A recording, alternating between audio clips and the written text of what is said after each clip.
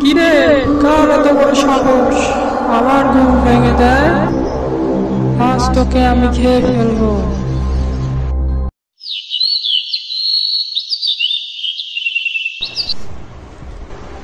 ঘরে খাবার মতো কিছুই নেই। আজ জঙ্গলের দিকে যেতেই হবে। যদি কিছু কাঠ কেটে বাজারে বিক্রি করে টাকা পাই তাহলে খাবার কিনে আনতে পারবো। এরপর জঙ্গলের দিকে আমি হাঁটা শুরু করলাম। শুনেছি পাশের জঙ্গলে নাকি দৈত্য থাকে। কি আর করার, আমার তো যেতেই হবে। অনেকদিন হয়ে গেল মানুষের মাংস খাই না।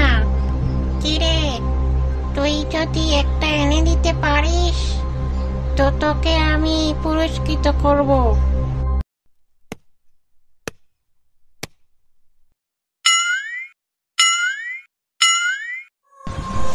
কাঠ কাটতে কাটতে অনেক রাত হয়ে গেল।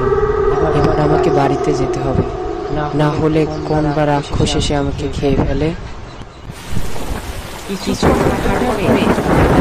বৃষ্টি নামলো যে একটা গাছের নিচে বসে পড়লাম। আরে ও ভাই, বৃষ্টিতে ভিজছে কেন? আমার সাথে আমার বাড়িতে চলো, তোমার কোনো ক্ষতি করব না, তুমি আমাকে ভয় পেও না। মা, দেখো আমি কাকে নিয়ে এসেছি। একটা জলজান্ত মানুষ। তুমি বলেছিলে না একটা মানুষ নিয়ে আসার জন্য? আমি নিয়ে এসেছি। আরে আমার সোনার ছেলে, অনেক ভালো কাজ করেছিস রে। এবার বুঝি আমার মানুষ খাওয়ার স্বপ্নটা পূরণ হবে। সেই কবে খেয়েছিলাম একটা।